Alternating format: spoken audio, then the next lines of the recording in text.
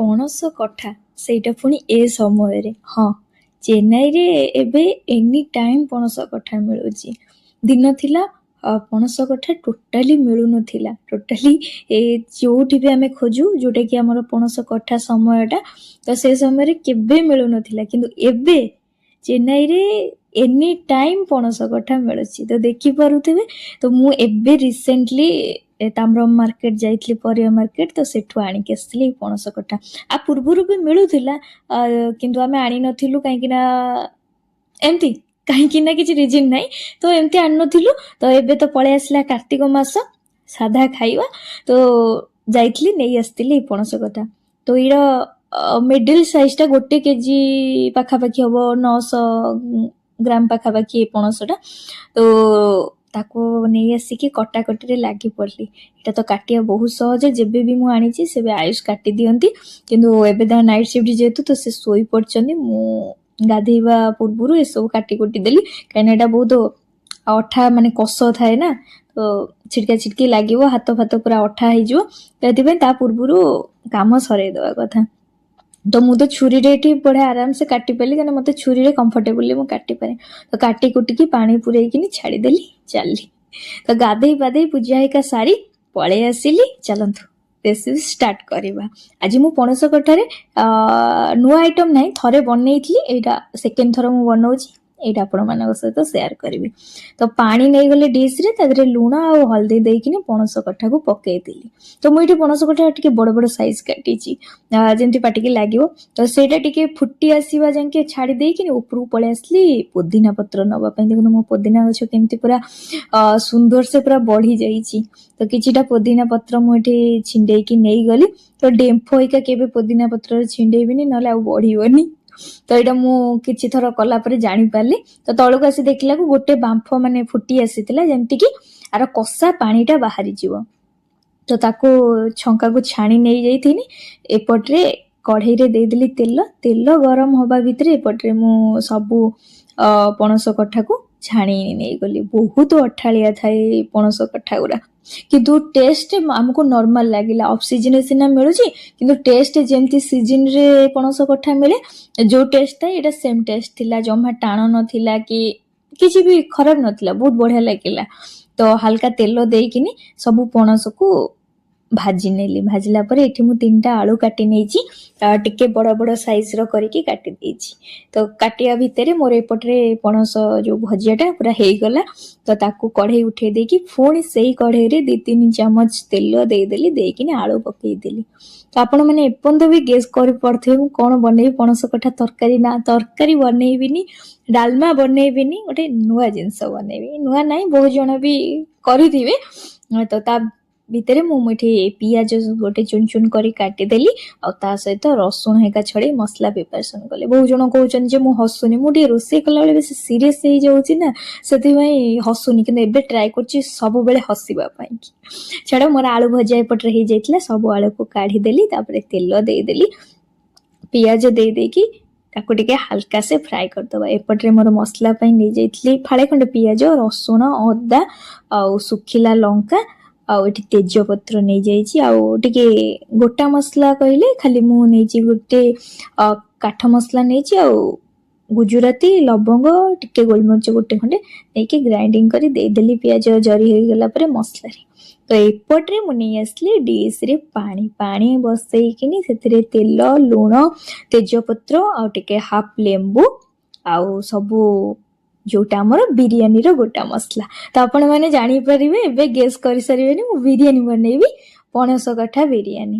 ଆଉ ଏଠି ମୁଁ ଦେଇଦେଇଛି ବଡ ଗୁଜୁରାତି, ପୋଦିନା ପତ୍ର ଏକା ଦେଇକି ତାକୁ ଫୁଟିବା ପାଇଁ ଛାଡିଦେଲି। ଏପଟେ ଯୋଉ ମସଲାଟା ହେଇଥିଲା, ମୁଁ ତା ଦେହରେ 3ଟା ଖଣ୍ଡେ ସ୍ପୁନ ଦହି ଦେଇଦେଲି, ତା ଦେହରେ ଲୁଣ, ଧନିଆ ପାଉଡର, ଜିରା ପାଉଡର, ହଳଦୀ ପାଉଡର, ଆଉ କାଶ୍ମୀର ଲାଲ ମିର୍ଚ, ଆଉ କିଚେନ କିଙ୍ଗ ମସଲା, ସେ ସବୁକୁ ଦେଇକି ଭଲସେ ମିକ୍ସ କରି ଛାଡିଦେଲି ମସଲାଟା କଷି ହବା ପାଇଁ। ଏପଟରେ ମୁଁ ଚାଉଳ ନେଇ ଆସିଥିଲି, ବିରିୟାନୀ ଚାଉଳ, ତାକୁ ଟିକେ ଧୋଇକିନି ଭଲସେ ପୁରା ଧୋଇକି ତା ପାଣିକି ନିଗାଡିକିନି, ସେପଟରେ ମୋର ପାଣି ବି ଫୁଟି ଯାଇଥିଲା, ଆପଣ ମାନଙ୍କୁ ଦେଖେଇଥିଲି ଯୋଉଟା ଆମର ବିରିୟାନୀ ପାଇଁ। ତ ତା ତ ବାସ୍ନା ବଢିଆ ସେ ପୁରା ଆସୁଥିଲା। କିନ୍ତୁ ଏଇ ଗୋଟା ମସଲା ଯାହା ସବୁ ପଡିଛି ତାକୁ ମୁଁ କାଢି ନେଲି, କାହିଁକି ନା ଏଗୁଡା ଭାତରେ ରହିଲା ଆୟୁଷକୁ ବହୁତ ଚିଡି ଲାଗେ, ସେ ଜମା ବି ଖାଇବେନି, ବିରକ୍ତି ହେବେ, ଖାଲି ପାଟିରେ ଲାଗିବ।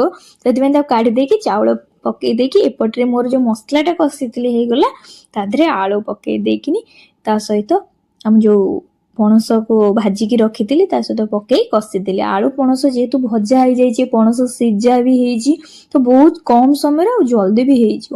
ତ ଖାଲି ଘୋଡେଇ ଦେଲି ତାକୁ ଆଉ ଟିକେ ସିଝିବା ପାଇଁ। କିଛି ସମୟ ପରେ 2-3 ମିନିଟ୍ ପରେ ଆସି ଦେଖିଲାକୁ ମସଲାଟା ପୁରା ଆହୁରି ବଢିଆ ସେ କଷି ହେଇଯାଇଛି। ଆଉ ଟିକେ ସିଝିବ, ମୁଁ ତା ଦେହରେ ଟିକେ ନାକୁ ପାଣି ଦେଇ ପୁଣି ଘୋଡେଇ ଦେଲି। ମୋର ଭାତ ବି ତା ଭିତରେ ହେଇଯାଇଥିଲା। ଏଠି ମୁଁ ଆଉ ଗାଳିଲିନି, ଗୋଟେ ଛଣା ଟାଇପର ଥିଲା, ତ ସେଇଥିରେ ସବୁ ଭାତକୁ ଛାଣିଦେଲି। ତ ଗାଳିଲେ ଟିକେ ବି ତଳେ ଟିକେ ପାଣି ରହିଯିବ, ତ ସେଥିପାଇଁ ଟିକେ ଖୋଲାରେ ଛାଡିଦବା। ଭାତ ବି ଟୋଟାଲି ମାନେ ଫୁଲ କୁକ୍ ମୁଁ କରିନି, 80-90% ଏଭବ କୁକ୍ କରିଦେଇଛି। ତ ତା ଭିତରେ ଆଇସ୍ ଉଠି ପଡିଥିଲେ, ତ ଦେଖୁଥିଲେ ତରକାରୀଟା ମାନେ ପରଫେକ୍ଟ ବନିଛି କି ନାହିଁ, ଯୋଉଟା ମୁଁ ବିରିୟାନୀ ପାଇଁ ବନେଇଛି ପଣସର ତରକାରୀଟା। ସିଏ ଆସିଗଲେ ଲେୟାର ଦବା ପାଇଁ। ତ ମୁଁ ସବୁ କରିପାରିବି, ଟିକେ ଲେୟାର ପାଇଁ ମତେ ଟିକେ ପ୍ରୋବ୍ଲେମ ହୁଏ, କିନ୍ତୁ ସିଏ ଆସିଗଲେ। ଫାଷ୍ଟ ଘିଅ ଦେଇ ଦେଇଥିଲି, ଘିଅ ଉପରେ ଦେଇକି ରାଇସ୍ ଦେଇ ଦେଇକି ତା ଉପରେ ବିରିୟାନୀ ପାଉଡରଟା ଯୋଉ ବିରିୟାନୀ ମସଲା ଦେଇ, ତାପରେ ପୁଣି ଘିଅ ଦେଇ, ତାପରେ ପୁଣି ଆମର ଯୋଉ ପଣସ କଠାର ଯୋଉ ତରକାରୀଟା ସେଇଟାକୁ ଗୋଟେ ଗୋଟେ ପିସ୍ କାଢିକି ଦେଲେ। ମୁଁ ଏପଟରେ ପିଆଜକୁ ଛାଣି ଦେଇକିନି ତା ଦେହରେ କାଜୁ ବି ଟିକେ ଛାଣି ହବା ପାଇଁ ଛାଡିଦେଲି। ସିଏ ତାଙ୍କର ଏପଟରେ ତାଙ୍କର ସବୁ ଲେୟାର ବାଇ ଲେୟାର ଦେଇ ଚାଲିଛନ୍ତି। ଆଉ ଆମେ ମସଲାରେ ବିରିୟାନୀ ମସଲା ନ ଦେଇକିନି, ଯୋଉଟା ଆମର ପଣସ କଠା ତରକାରୀ ବିରିୟାନୀ ମସଲା ନ ଦେଇକି ଆମେ ଲେୟାରରେ ଦିଉ, ସେଇଟା କେବେ ଆପଣ ମାନେ ବି ଟ୍ରାଏ କରନ୍ତୁ। ଲେୟାର ବାଇ ଲେୟାର ବିରିୟାନୀ ମସଲା ଦିଅନ୍ତୁ, ଫ୍ଲେଭରଟା ବହୁତ ବଢିଆ ଆସିବ। କେବେ ଥରେ ଟ୍ରାଏ କରନ୍ତୁ। ସବୁ ଦେଇ ସାରିଲା ପରେ ଲାଷ୍ଟକୁ ଧନିଆ ପତ୍ର, ପୋଦିନା ପତ୍ର, ପିଆଜ ଆଉ କାଜୁ ହେଇକା ଦେଇ ଲେୟାର ପାଇଁ ଗ୍ୟାସରେ ବସେଇଦବା। ସେ ତାଙ୍କର ବସେଇକି ତାଙ୍କର ପଳେଇଲେ। ମୋର ଏପଟରେ ରହିଲା ମେନ୍ ଆଇଟମ ହେଲା କଚୁମ୍ବର, ଯୋଉଟା କି ମୁଁ ସବୁବେଳେ ହିଁ ବନେଇବି। ତ ଏଠି ମୁଁ କାକୁଡି ଗୋଟେ ନେଇଯାଇଛି, ତ ତାର ଚୋପା ଛଡେଇ ଦେଇକିନି ତ ତାକୁ ପିସ୍ ପିସ୍ କରି କାଟିଦେଲି। ଆଉ ଛୋଟ ଛୋଟ କାଟିବା ପାଇଁ ପେସେନ୍ସ ନଥିଲା, ତ ମୁଁ ତାକୁ କଣ କଲି ନା ଚପରରେ ପୁରେଇ ଦେଇଛି। ତା ସହିତ ଗାଜର ବି ପକେଇଦେବି, ପିଆଜ। ଆପଣ ମାନେ ଦେଖୁଥିବେ ମୁଁ ପ୍ରାୟ ଟାଇମ ହସୁଛି, ବହୁତ ଜଣ କମେଣ୍ଟ ଦଉଛନ୍ତି ମୁଁ ହସୁନି। ଏବେ ଭିଡିଓରେ ଆପଣ ମାନେ ଦେଖି କହିବେ ମୁଁ କେତେ ଥର ହସି ସାରିଲିଣି ଆପଣଙ୍କୁ ଅନେଇକି। କାହିଁକି ନା ମୁଁ ଏକା ଭିଡିଓ କରୁଛି ନା, ମାନେ ରୋଷେଇ କରିବା ଟାଇମରେ, ତ ଆଉ ଛାଁ ଛାଁ ହସିଲେ ମତେ ପାଗଳ ଭାବେ। ମୁଁ ସେଥିପାଇଁ ହସୁନି, ଟିକେ ସିରିୟସ ହେଇ ରୋଷେଇ କରିଦଉଛି। ତ ତା ଭିତରେ ମୋର ଏଇଠି ଚପରେ ଚପ୍ ହେଇଯାଇଛି। ତ ଚପ୍ ହେଇସାରିଲା ପରେ ତାକୁ ସାଇଡ କରିଦେଲି। ଏପଟରେ ନେଇ ଆସିଲି ଦହି। ଆଜି ମୋର ଘର ତିଆରି ଦହି ନଥିଲା, ସରି ଯାଇଥିଲା, ମୁଁ ଆଉ ପକେଇ ନଥିଲି। ତ ପ୍ୟାକେଟ ଦହି ନେଇ ଆସିଲି, ତା ଦେହରେ ପାଣି ଦେଇ, ଏଇଟା ଯୋଉ ମୁଁ ଆଣିଥିଲି ବହୁତ ଥର ଭିଡିଓରେ ଦେଖେଇଛି, ଏଇଟା ମୋ କଫି ବ୍ଲେଣ୍ଡରଟା। ଏଇଟା ଦହିକା ବ୍ଲେଣ୍ଡ କରିବା ପାଇଁ ଆହୁରି ବଢିଆ ହଉଛି। ତା ଦେହରେ ଲୁଣ, ବିଟ୍ ଲୁଣ ଆଉ ଗୋଲମରିଚ ଗୁଣ୍ଡ ଦେଇ ଦେଇକି, ଯୋଉଟା ମୁଁ ଚପ୍ କରି ରଖିଥିଲି ଗାଜର, କାକୁଡି, ପିଆଜର, ତ ତା ଦେହରୁ 2-3 ଚାମଚ ଖଣ୍ଡେ ତା ଦେହରେ ମିକ୍ସ କରିଦେଲି। ତା ଉପରେ ଧନିଆ ପତ୍ର ଦେଇଦେଲି। ହେଇଗଲା ମୋର କଚୁମ୍ବର, ପୁରା ପରଫେକ୍ଟ ବନିଯାଇଛି। ହଁ, ମୁଁ ପୋଦିନା ପତ୍ର 2-3ଟା ପତ୍ରକୁ ତାକୁ ଟିକେ ଚୁନ ଚୁନ କରି କାଟିକିନି ତା ଦେହରେ ଟିକେ ଉପରେ ଦେଇଦେଇଛି, ଆଉ ଟିକେ ଭଲ ଫ୍ଲେଭର ଆସିବା ପାଇଁ।